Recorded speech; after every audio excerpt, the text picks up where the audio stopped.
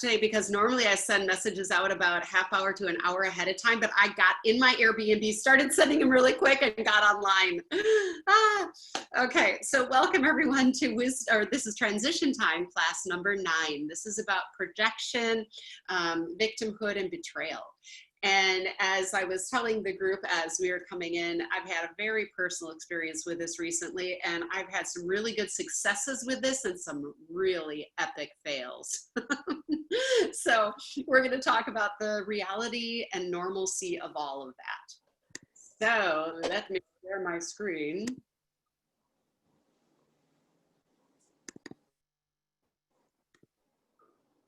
And here we go.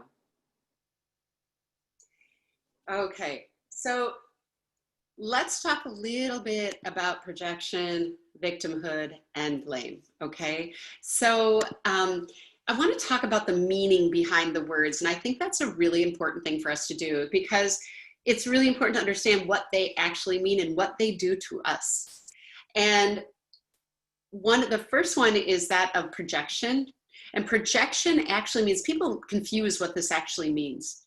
And it means that you're like subconsciously taking your hard internal emotions or traits that you don't like about yourself, or ways that you're feeling guilty, wrong, or bad, or shameful, or rejected, or any of those things, and you're dumping it on someone else. That's called projection. It's treating someone else poorly based on your own internal pain. Even if it's not treating them poorly, sometimes it's accusing them of, let's say, cheating because you feel like you want to do that. Well, then you project that onto your partner or someone else. Or let's say that here's the number one way in which we project. The number one way that we project is when we project onto someone else that they should do well what we do well. So there's a lot of self-righteousness involved in that. So it's like, well, I am a great accountant, so why aren't you a good accountant? Well, because they're not. That was complete and total projection. Okay, I like ice cream, why don't you like ice cream? I'm a vegan, why aren't you a vegan? Okay, so it's like, nah. Victimhood then. So because these are all tied together, these three words. Victimhood means that you've been hurt, or you've been damaged, or been made to suffer by another person, or an organization, a system, or even a culture, okay? And what happens is that when you're stuck in victimhood, number one, you give away your power, you want people to feel sorry for you, you want people to acknowledge you, and that is pure ego, pure, and it will keep you stuck and disempowered. So we're gonna talk a lot about that. And trust me, there is a difference between saying we need human rights and I'm a victim. Okay, we'll talk about it. Blame. Blame is to feel or declare that someone or something is responsible for a fault or a wrong. Like you are like finger pointing, like, you know, they did this and it's their fault and everything is bad because of them, and it promotes victimhood. Okay, I can go on for a lot about that right now because trust me, in the last 2 weeks, because of my personal experience, I wanted to project, and sometimes I did. I wanted to be, you know, a victim because it made me feel better, but I had to work hard not to. I wanted to blame and point a finger, and I have to constantly try not to. These things are human. And I don't care how evolved you get. I don't care if you are like Mother Teresa or Gandhi, okay? I don't care if you are you know, Buddha. I don't care who you are. You're still human when you're human, and humans have an ego, and it takes a lot for us to move beyond it. So that's where this class comes in. So let's talk about being a victim. Okay, I want you to think about that. When have you been a victim in your life? I could easily say that I was a victim to my relationship who suddenly decided that I had to leave even though we were in love because he has to go and have children and I can't have children. Oy, oy, oy. I could easily have gone into victimhood. Okay, being a victim you feel wronged. And it exists, it happens, and it is real. Someone who's abused, they're a victim. Someone who is degraded, they are a victim. If there's discrimination, they are a victim. But we do not have to get stuck in victimhood.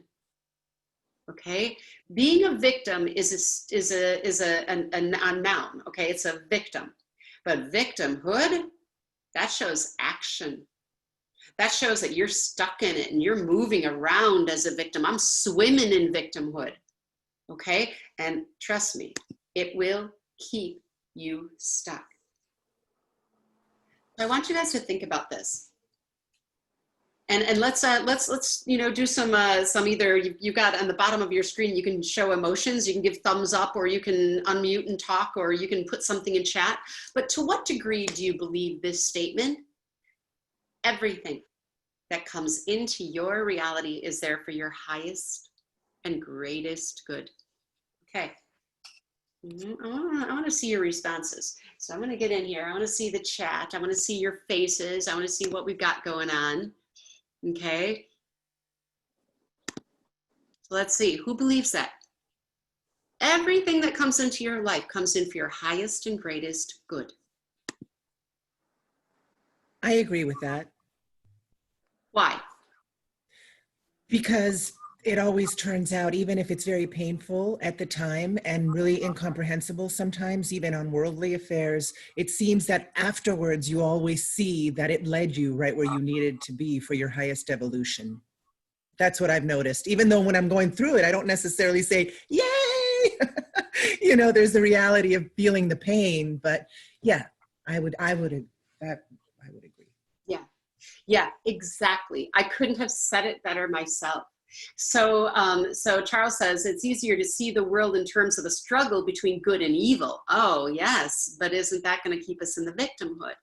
Holly said she agrees. Elisa says she agrees. Kalima says, in those moments when I can zoom out and see the larger picture, I can see it. But in the moment when I'm struggling with the pain, I can't really see it. And Shalini says it helps you evolve. Okay. Oh, do I know it? Do I know it? There are times we're going to be really good at not being a victim. And there are going to be times when we actually swim in it. And we're going to we're going to backstroke, we're going to, blow some water up in the air, and we're going to have fun in that victimhood because it feels good at the moment, but it doesn't help us. And so this is where, as soon as we can get out of it, the better. I've had clients who have been stuck in victimhood for years and years. And do I know that we have pain that we go through? Yeah. Okay. And do I think that a child who's been abused is a victim? Yes. Okay. Do I think that, if a gay couple can't live in an apartment because there's prejudice against them, are they a victim? Yes. But again, they can say, I have this noun sitting on me that I went into a victim's, experience, but I don't have to stay in victimhood. Okay, so let me share this screen again and let's talk a little bit more because it's a biggie. This is a biggie. Kelly, so I was just gonna ask, can you hear me? Yeah. Okay, so I agree, like we look at everything that happens to us as the opportunity for growth, and it's our soul that chose this journey, etc. But I can also see like that statement that we could choose sort of to be in victimhood of spirit, of like, oh, God did this to me, oh, woe is me, I'm here again, so it feels like there's a little trap there. You could still swim in it, right? Let's talk about that because that was huge. I'm going to stop the share again because you brought up something absolutely huge. And I have so many clients who talk about this.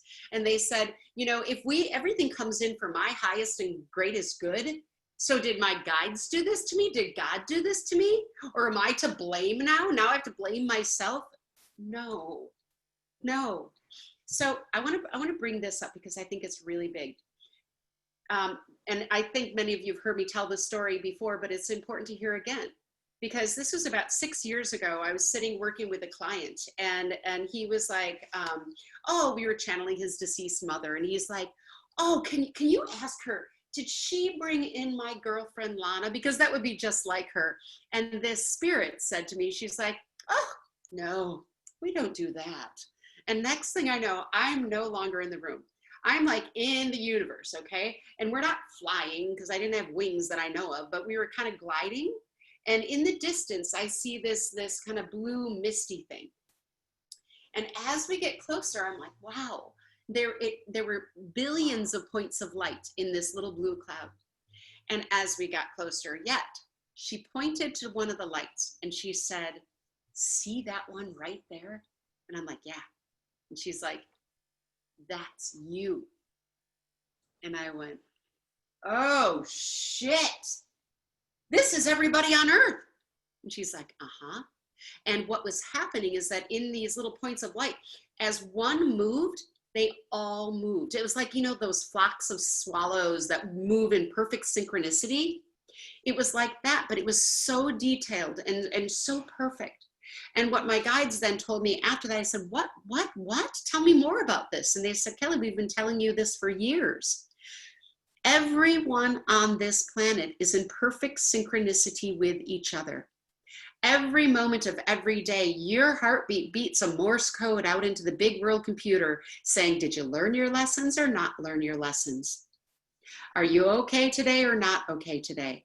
Do you need more experiences to learn your lessons? Yes or no? And so what we get back are the synchronicities of people and experiences that come in perfectly for our highest and greatest good. God didn't do that. God isn't creating this world. We are. We are in co-creation together. He is there, or she is there, or it is there saying, this is beautiful. You're learning.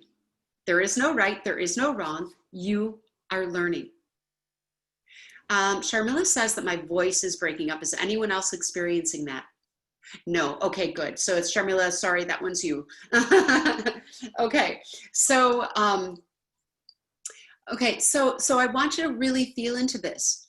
When we talk about victimhood, okay, you can't be a victim to anything.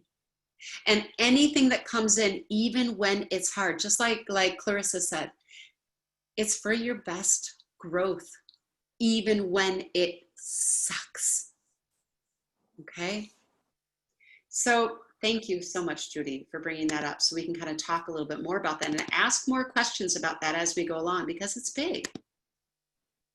So if you can understand that everything that's coming in, even when it's crappy, is for your highest and greatest good, then how can you be a victim? Okay?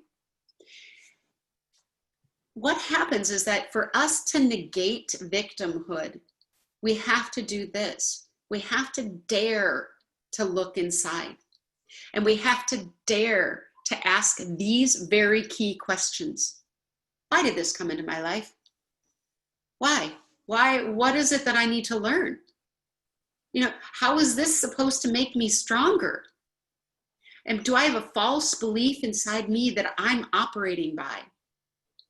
So when my recent relationship, you know, departed, and I'm like, but I moved here for you, but you said it didn't matter that I couldn't have children, but, right? So easily, I could have just blamed, projected, blamed. He has every right to his feelings and changing who he is. I have to look inside and say, why? Why did this come to me? Well, I needed to get to Europe. Why else? Because that person who I can say hurt me helped open my heart. This person helped me learn lessons about me. I became stronger and more resilient, right? You have to dare to look, because if you point the finger outside of you, you just gave all your power away to that person and you learned nothing. I want you to imagine that, you know, you're always walking in a tunnel, okay? And if you are in this tunnel of victimhood and blame, you're going to be stuck in that tunnel for a while. But remember this, there are always two ends of that tunnel. Sometimes all you have to do is turn around and look inside you. Why did I bring this to me? Why? How is this helping me? Okay, turn around in the tunnel. There's another bright end at the other end. So let's look then at, why do we do this? Why do we project, become a victim, or blame? And the number one reason, guys, the number one reason is because we're hurt. We're made to feel bad about ourselves. We feel rejected, okay? You're made to feel less than, okay? Or maybe you were never given, or the person who, is in experience this doesn't have empathy or compassion for others. And so they did something to you. Maybe they were never taught the perspective of looking internally and seeking to understand instead of blame. Sometimes blame comes in and people do it because they've never been taught any other way. Their family blamed or projected, so they blame and project. But you have this beautiful opportunity right here, right now, because you're hearing this. It's just because you're hurt.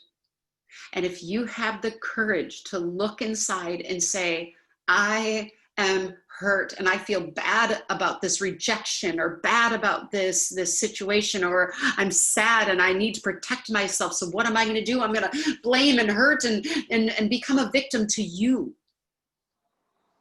Okay.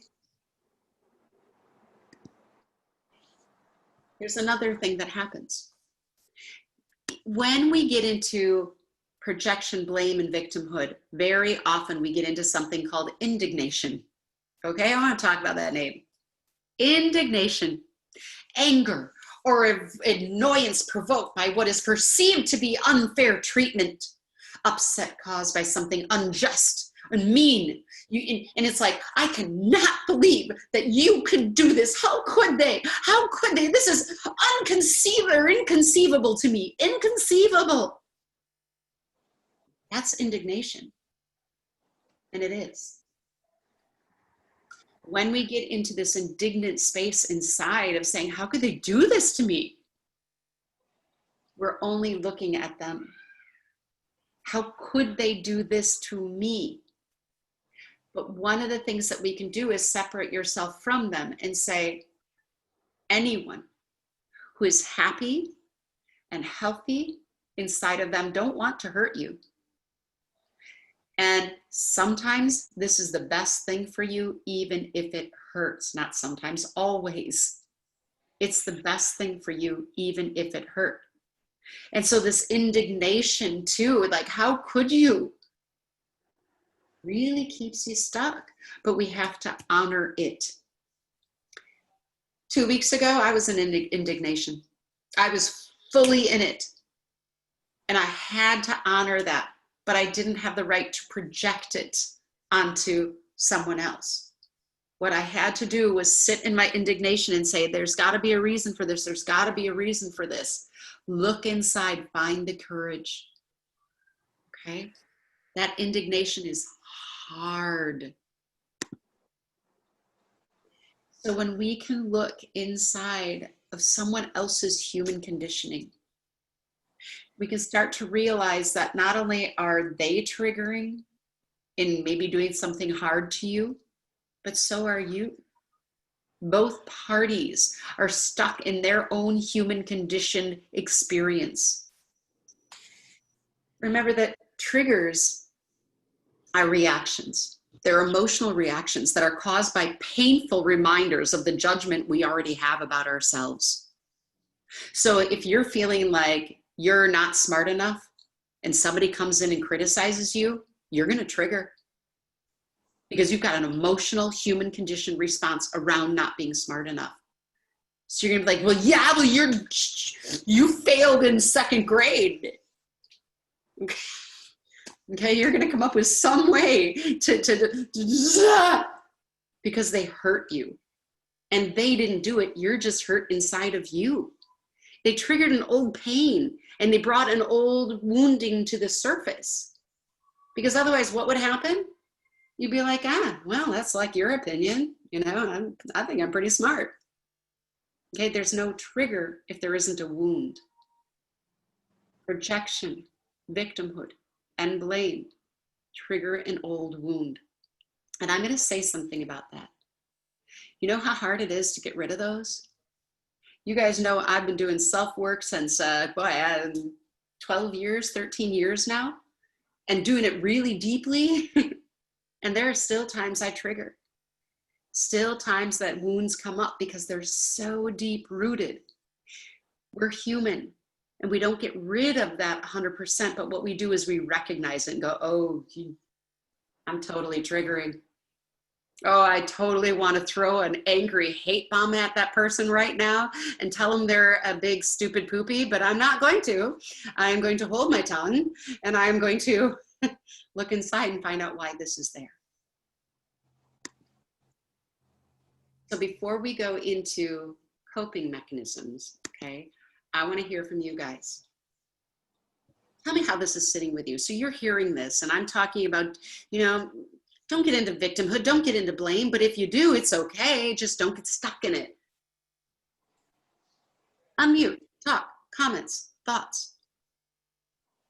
So Klima, go. Yes, I think sometimes the struggle for me or the tension is so I can acknowledge that I don't want to be the victim and I don't want to be trapped in that cycle of like blame.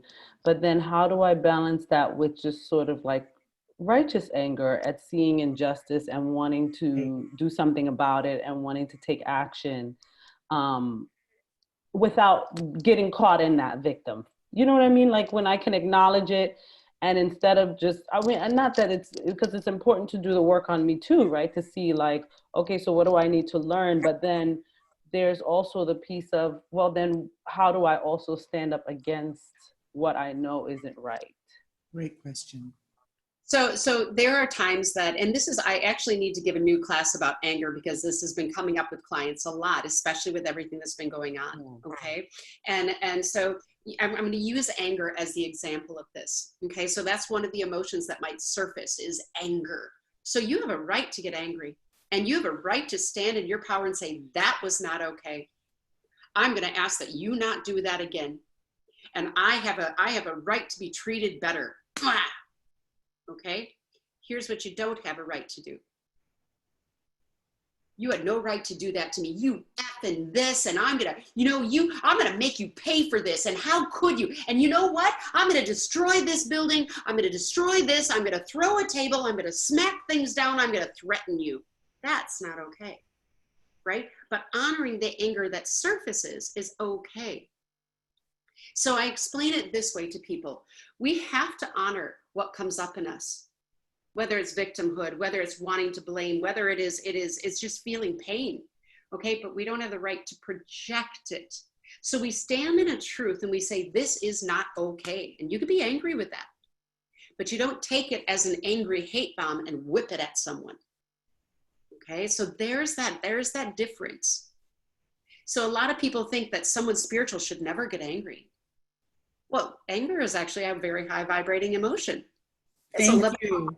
Thank you. Thank you. I just think that is so important because I think it's been suppressed and it's made it actually turn into that kind of energy that comes out like a volcano because we need to embrace it. And like you say, honor it so we can take action towards the steps that we're angry about. And the lesson for me in this whole time that Trump has been president, not to get political, but just the vitriol and the hatred that is being spewed on a constant basis, I've had to do so much work and turn it back into, okay, what action can I take? What action can I take? And it's actually helping me to harness my anger for action and fuel. Yes. Yes. Okay. So you two both get it, which is that, it's going to happen because that indignation that we feel, how can they do this? It does often turn into anger. Okay. And that anger, when it surfaces, we have to honor it, but we don't spew it. We don't vomit it. around us, okay? We stay in a place of saying, it's not right, I'm upset, and I'm going to do what I can, but in a manner that isn't harming anyone or anything around me. It's also not getting in. So if somebody's in the sandbox and they're kicking sand at everyone and they're not being so nice, you don't get in the sandbox because they're kicking sand and kick it back, right? You stand outside the sandbox and you say, I'm not going to get in there with you, but I'm going to tell you this is not okay.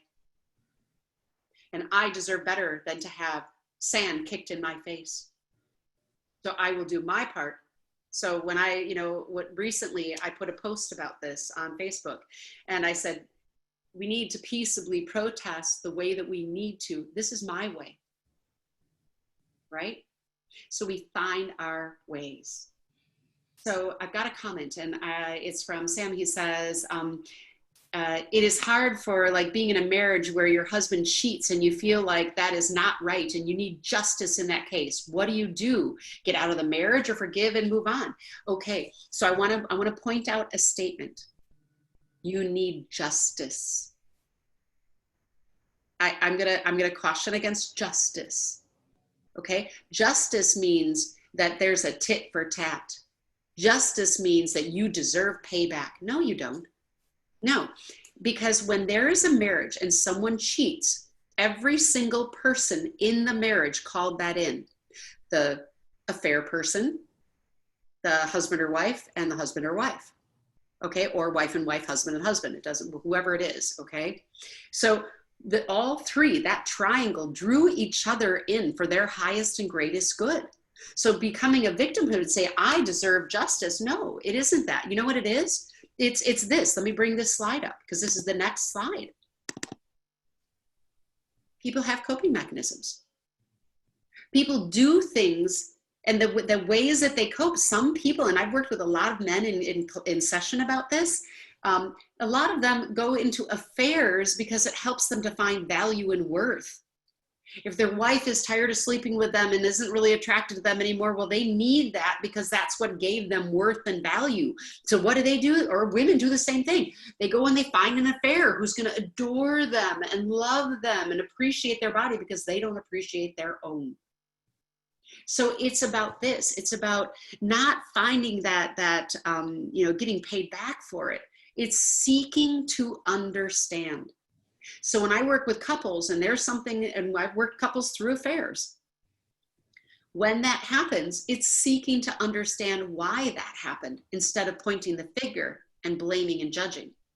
Blaming and judging will not help anything. When you seek to understand their coping mechanisms, what led them into that place, and there's honesty, well, then you have something to work on. Guys, I'm not saying it's right or wrong, but I have met some absolutely beautiful, beautiful, loving, amazing, kind mothers, husbands, wives, fathers who have had affairs. And it was probably the best thing they ever did. Okay, and I'm not an advocate for it, but every single situation is unique. So if we get into this right or wrong, there is no right or wrong. Okay, there's a class I gave called There Is No Good or Good and There Is No Bad or Bad. And if you haven't watched it, you might want to. It's on my YouTube channel. Because it's a really important thing to understand that there is no right or wrong in the eyes of Source. You could do things better. You could not hurt someone. You could not hurt yourself. But trust me when I say this, we hurt ourselves more than we ever do anything wrong outside of ourselves. Okay, so feel into that. Thank you so much for asking that question. That was really an important question you asked. So think about this. Coping mechanisms will help you move through triggers. Okay, they're ways you cope when things get hard, and some are healthy and some are not healthy. Okay, a good coping mechanism is saying, well, when I'm mad, I'm gonna look inside and I'm gonna cope by finding out why this came into my experience, and then afterwards I'm gonna release my energy and I'm gonna meditate. Great. Okay, not so healthy would be to say I'm hurt and I'm not gonna look inside, I'm gonna blame you and I'm gonna be stuck in the blame and I'm going to get into victimhood, and I'm going to be there for years, and you will always owe me. And that means you have no growth. Okay? But it's a coping mechanism. Good, bad, beautiful, or ugly, it's there. Okay? Projection, victimhood, and blame are just ways of coping. Okay? It's an attempt to soothe the hurt. That's what it does, or you wouldn't do it. Imagine like someone is so hurt that they grab someone and they pound on their chest passionately saying, how could you, how could you, how could you? That's hurt. And what are they going to do in that instant? They're going to become a victim, and they're going to project, and they're going to blame, because there's passion and raw hurt. Okay, that's what's going to happen. Imagine looking that person in the eye and saying, why? Why? Why would you do this? Okay, indignation. And that is projection, victimhood, and blame. Okay, the chest pounding and the looking in the eyes and the asking why is needing to know, needing to understand. But you can never really understand that other person unless they're willing to share with you. So what do you have? You have the ability to recognize it, to become the observer and say, yeah, I'm hurt. Yep, somehow I drew this in for my highest and greatest good, but right now, I'm just going to be mad. I'm going to sit with me. I'm not going to vomit onto that other person. I'm not going to tell all my family members how bad that person is. I'm not going to spew on Facebook how the, this thing is bad and we're all victims to it. No, it's not helpful. But I am going to do my part to say this isn't okay. Here's what's not right. And you do that without harming another person.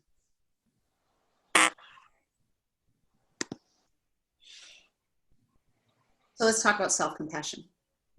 Okay? Because when we have self-compassion, compassion really means this. It means that you feel and you love with understanding. That's compassion. Because, Clarissa, we were talking about, everybody just be love. Really? Because that's not real. That's not real. That's not compassion. Okay? Love is something great when you can get there. But we're human, and humans go through shit. Okay? So what do? We have compassion. Compassion means that I'm going to try to work very hard to understand that person, and I'm going to try to understand me, and I'm going to try to understand why that happened. So I'm going to have compassion for all my younger me's who went through things. I'm going to try to understand them. Okay? When you can understand, or you care to understand each other, now you have compassion. Okay? Otherwise, you've got something that is like a frivolous fairy love. I'll just love them. Really? Because you still hate them in your heart. The hate wouldn't be there. The projection, the victimhood, the blame wouldn't be there if you truly sought to understand the best you can the other person, and then seek to understand you. Look inside. Have the courage. Now you have compassion. Compassion is a word that's thrown around a lot without a lot of understanding. Okay? This means also that you can forgive. Forgiveness is the key to compassion. You can forgive someone for being a big butthead. Okay? Whether it's globally or whether it is, in your backyard. All right? Because people and situations in this earth, they are hard. I want to give a little perspective here. When I was learning from my guides about this purpose of life and what we're doing here in the 12 levels of soul development, I was like, why do we come here? Why do you do this? Why are we here? And I said, God, this whole place is it's horrible. They're like, yeah, Kelly, this is hell. You guys want to create this other hell? There is no other hell. You're in it. Why do you think the tarot card is called the devil for the ego? The ego is the devil. And so when you think of negative entities, they exist. Trust me, I've seen them and I've experienced them. And you know what? Those negative entities are just human soul egos who chose not to move on. That's what they are. Are they harmful? Yeah, they can really mess with your energy. Okay, can they really harm you? No, not if you're in a good place. Okay, so this place is hell. Okay, but we can make it beautiful by understanding it. We can have compassion for the life that we are living. Okay, so we choose to look inside and forgive ourselves and forgive others when they're complete and total buttheads. Okay, we stay strong while still allowing the grief or the hurt or the inner pain to be honored. We honor the feelings that come into us and work our butts off not to project. And when you do, which you will, because you are human, you understand yourself and you own up to it. I totally just projected onto you and I know I did it. I'm sorry. Here's why. Okay. How are you feeling about this? I'm going to stop the share again. How's it sitting with you? You know, I think I have another question on a world basis, where I get a little stuck with this, is when it is like systemic racism or governments that purposely perpetrate horrors, how, how do we work through it? How do we get from feeling that it is for a reason and there is an evolution, but there's another part of it, of me, that says these people that have power are prolonging the healing that could happen because they're continuously using this against us. So against us, the people, to hold power. So this is where I get a little stuck with this, because yeah. Absolutely. And indignation, how could they? How could they? Why wouldn't they want to see a better world? Don't they care about humanity? But they don't. Okay? And that's the way they were raised. And when they, as beautiful souls, chose to embody that person, they knew what they were getting into. Because each of us souls have to go into really bad places. You guys have all been gay, straight, male, female, rich, poor. You've been a pedophile. You've been a victim. You have been the rapist, the murderer. Okay, so we go into you've been the movie star and you've been the homeless person. We go into these lives because it's like, okay, you've evolved pretty good right now, Kelly Schwegel. Let's see how you do if we put you into being, let's just see. Oh, let's put you into Hitler. You gonna love yourself now? Can you forgive yourself now, hot shot? How are you gonna do now? You just did atrocities. Can you love yourself now? So the lessons get harder. Okay, so when you think about incarnating into a human body or an experience, you know what experience you choose. That's not happenstance. So why? Why are those still in existence? Because the time's not right for it to be done. It takes years of evolution for us to move beyond it, and we are. We are at that critical point right now. You said it. We're evolving, but people have been talking about evolving. I'm reading a book right now from a guy back in 1956, okay, who was waiting for the world to evolve. That was 1956. We're 2020, okay? Okay, the Age of Aquarius song didn't come out last year. All right, that came out a while ago. It takes a while for this evolution, and it has hit a pinnacle. It's going to get worse, okay? And we know it is, okay? But it has to. And the souls who are here, including you, and you, and you, and you, and you, and you, and you, we all knew that this was a very unusual point in Earth's evolution. And we knew that we can come at this point, and we knew that we could make a difference, whether it's for our neighbors, or whether it's globally, or whether it's for each other, or whether it's just for your daughter or son, or mother or father or sister or brother. We knew. That's how I get through it. And you realize this, that as you're getting angry, okay, or upset, the anger, is okay, but as you're feeling beaten down like that, like it's never going to end, it's never going to end, it's never going to end, you're giving away your power. And it's about standing back in your power and saying, you know what? I see this. I got a bird's eye view of this whole experience we're going through. That was wrong. That was wrong. This is shitty. That's shitty. But you know what? What we can see, we can heal.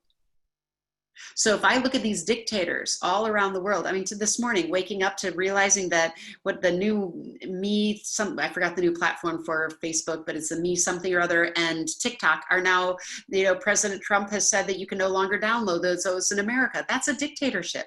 That's censorship. Okay. And so you look at that and you go, Jesus criminy, really?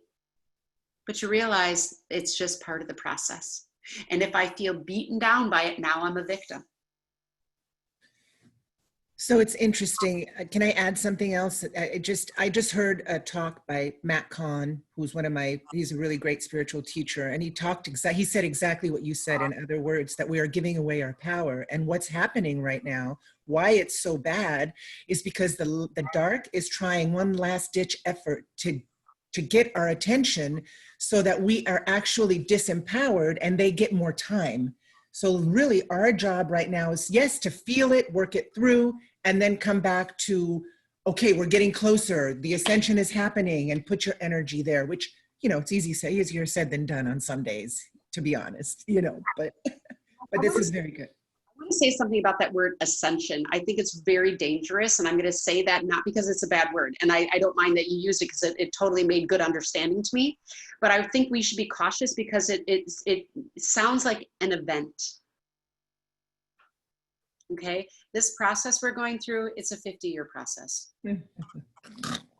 Okay. What? Okay. We started it a while ago. Okay? And we're going to go through about 2 years of crap, and then we start to get the upswing. Okay, we're not over the hill yet. We're not over the hump yet.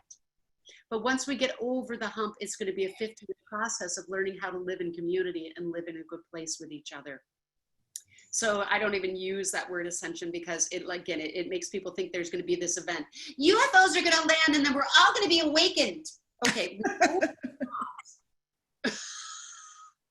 Okay, and it's not that I don't believe in UFOs. Of course there are UFOs. This is a huge universe. You know, of course there are. But you know what? It's got to take its time. Okay, so if we're getting stuck right now, you almost have to look at it, and in a way, this may sound irresponsible, but in a way you almost have to giggle. You almost have to look at it and go, yeah, there it is, showing up crappy. Yeah, we've got flooding, we've got fires, we've got absolute nasty dictatorship all around the globe. And we've got protests. I put on my Facebook page over 100 active protests in one day. 30 dictators, though, or a dictator type of leaders, not presidents, or, you know, some presidents, but not all, have fallen because of those protests. Okay, we are evolving. Does that help? Yes. Kelly, I want to say something. Can you hear me? This is Charles. This is Charles. Can you hear me? Barely. Boy, I don't know what's going on. Let me see what I can do here. I really appreciate a few months ago when you talked about the current month we're in. Somebody even said something that you and another person said, there may not even be an election. But you sort of said, well, this isn't the end of the world. I mean, but things are really crazy right now, and yet we're getting through it. And so I appreciate your both warning, but also saying we'll get through this, because this is, as I've said it twice now, this is a really crazy time politically, and who knows what will happen in the next two months. And the reality is that we are evolving. This is a process. There's not going to be any awakening. There's not going to be any decisive, this is the thing, because even once we get through this particular point, there's going to be other issues, other points that are coming up. Would you agree with that? I would, and I would even take it a step further. is to say, you know, your reality doesn't have to be in pain, and that's why I'm doing this class. It doesn't have to be in pain. Okay, and we can go through this with, you know, like I said, you know, I had that personal experience. I got mad. I actually called Clarissa and I was like, ah! Okay, and and it was hard. Okay, but at the same time, I can't be stuck in it, because that means that my light doesn't get to shine. That means that I'm affecting everything around me in a negative way because I got stuck in projection, victimhood, or blame, and I'm not doing it. I made a choice. I'm not doing it. Kelly, I am always in awe of the way that you use your life as a teaching tool and how authentic and honest you are as you go through it all, because it really helps me feel that, oh yeah, that's right. It's humanist. We work through it and then we can move through it, and it's not denying anything or making things prettier than they actually are. And I just so admire that and respect that of you. It makes me want to be like that more too. It's really Here. Thank you, Kel. Yeah.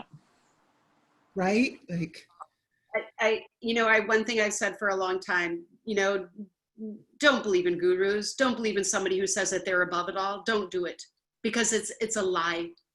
Okay, we have to, if we don't recognize this, we're never going to move through the human condition well.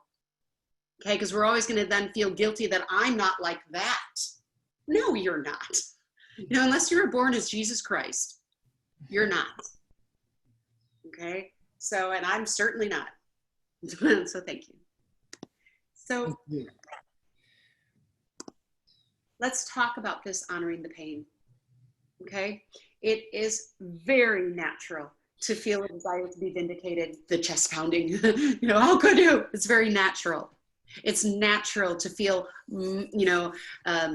almost like I have more morals and I am more conscientious than you, you know, because I would never do that. That's just projection. Okay, how could they do that? I wouldn't have done that to you. That's just ego. Okay. It is honoring your pain means that you hold that compassion for yourself inside as best you can. And you move through your hurt and your bad feelings and your indignation the best you can. And you do not beat yourself up if you don't do well. So now then it's a matter of how do you address the pain? You know, you let yourself feel without getting stuck in it. Okay, there's something that I call a lot of times inside versus outside crying. And that means that instead of like getting lost into it and getting lost in the victimhood and the pain and all your energy is doing this and you're sad and everything is, it is about saying, I will honor what I'm going through and I will persevere. And as I cry, I'm going to let it out. I'm not going to swim in it. Okay, and I'm going to allow myself to feel. I'm not going to pretend everything is okay when it's not. Okay, and I'm going to move through and I'm going to ride the wave of grief or pain or upset or whatever it is until I can get myself into a good place. So I'm going to nurture myself through the whole thing. I want to talk about the differences between the stages of grief and the stages of hurt. Okay, stages of grief are denial, then you go through anger, and then you bargain, this can't really have happened, this can't have happened, then you go through depression, and then finally you get into acceptance. The stages of hurt, a lot of people say they're just like the stages of grief. No, they're not. They're a lot harder. It's more complex even sometimes, okay, because it's constant. You go into shock about the hurt, okay? You also do that in grief. You go through the indignation. You go through hurt and sadness, recognizing it. You go through anger. You try to find compassion, and then you can move into acceptance. Stages of grief, you just have to move through. Stages of hurt is you have to actively work to get beyond it. Okay, the pain may be equal or maybe greater with grief when someone passes, but the stages of hurt, you have to actively move.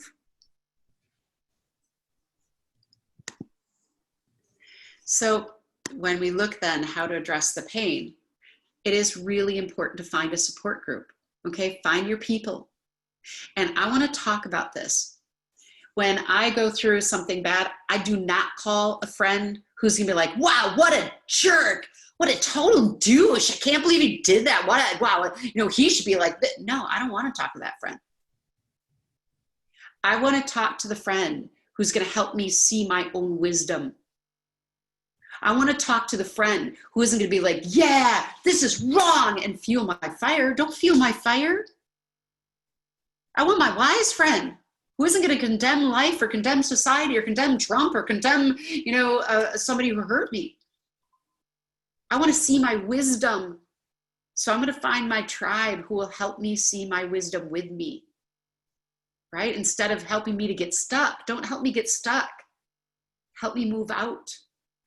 Okay? You want to work and find people who are going to help you, raise up, not get you down. Okay? That you want people who know that there's a way to get through it. Right? Instead of perpetuating. Yeah, I'm going to say something too. Very often partners, okay, are not good at dealing with emotion. You need to find someone who will let you honor your emotion, not be uncomfortable around you. Oh yeah, well, it's going to be fine. You're going to be fine. There you go. Good. Okay, you're good. And I'm out of here. Okay. Well, I don't know what you're upset about. Don't get upset. I mean, they're just a jerk. Leave them alone. No, you have emotions and emotions are valid. Okay, when you have them, find your support group who will let you feel them without getting stuck in it, who will help you talk about them without getting stuck in it. Okay? And if your partner is not that person, don't blame them. They just can't. They can't. But find your friend group who can. The other thing that needs to happen is when we get into the pain, we got to learn how to release the trauma. Okay, you got to work through what you're learning and you have to treat the trauma. Okay, and that means we heal the younger selves. I've got some comments here. Klima says, is it common to cycle back through those stages over times? Yes, and yes. Our hardest lessons that we're going to go through, whether it's rejection, victimhood, blame, whatever our hardest lesson is, it's going to come in and come in and come in. For me, it was body image and insecurity. Body image, insecurity, rejection. Ugh, God, could I go through it any more times? Okay, when this person wanted to go find a younger woman and then started flirting with a 19-year-old girl, and I'm 52, you better believe that triggered my body image issue. Okay, and what did I have to do? Go, you know what? You're beautiful. You are beautiful and you love you. Because they're going to cycle. It's all that cycle will come and it's going to come up again. And I will have to talk myself into not judging and not blaming and getting into a good place. Kalima also said, these friends are hard to find. Yeah, they are. But that's what the inner wisdom circle is for. Find your tribe. Find people you can talk to. There's so many beautiful people right here in this group. Get a mentor who you can talk this through with, who is going to bring some wisdom to you. Okay, get a session. Do some way to find that good wisdom. They're out there. And here's the thing, I do know. When you put out to the universe, I want this friend, it will come. I put out when I got home from Belize, I was in a lot of pain. And I was like, I need my girlfriend goddesses. And suddenly I ended up on a cruise ship with Clarissa and with Judy. Wave your hands. Okay. I ended up in this beautiful goddess group. I hadn't met only one person on that cruise before. And it changed my entire world. And I had prayed for them. And they're still in my life today, thankfully. So let's look a little bit more. Very often I've talked about riding the wave. And what that means is that instead of getting mired in it, you just have to know today I feel less pain. And tomorrow I feel less pain. And tomorrow I will feel less pain. And you ride the wave of wisdom while you're riding all that pain. Okay? Each day will get better. Don't get mired in it. Don't let it take you down. Okay? Talk yourself off the ledge of the ego. that wants to keep you in pain. Ride that wave. And take your power back, my friends. I think I'm over. I'm so sorry. I am a little over. Okay? Take your power back. Honor your pain, but don't give anyone else the power to make you happy or sad. No one can make you happy or sad unless you choose it. Okay? You might have to honor it for a few days. I had to honor it for almost 2 weeks. And then after I honored it, it's like, you know, I made it through. I made it through, and I will continue to make it through. Okay? So we've talked a lot about finding compassion for others, and I don't want to, keep you guys later than I already have. But I will say this: all of us, every single one of us in this group, and everyone who's going to listen to this recording, we have a choice every single day, not to become Pollyanna, not to pretend you're love when you're not, but to really look in and say, why is this here? Find your compassion because you choose to understand and take your power back. And that's it. Okay. You guys have an amazing, amazing, amazing day. Honor all this human experience we have because this shit ain't easy. Thank you, Kelly. Thank you so much. Thank Yeah. you. Thank you so much. everybody. Love you all. Kelly. Yeah, you guys connect with everybody in this group. These are beautiful people here. Bye, guys. Back at you. Bye. Does anyone Bye. connect? I'll leave the room open for a little bit. I was gonna say, how do we connect? Because it happened so fast. It No, did. open. So you guys stay. I do have to go because it's late and I'm supposed to be out for dinner. But you can tell the light's dimming here. I didn't turn on any lights in here. But I'll leave the door open. You guys talk to each other, okay? Okay. Love Bye, you. Kelly. Bye, hon. Bye. Hi, everybody. Bye. Judy, I'm Uh-huh. turning. What, Cal? I assigned you.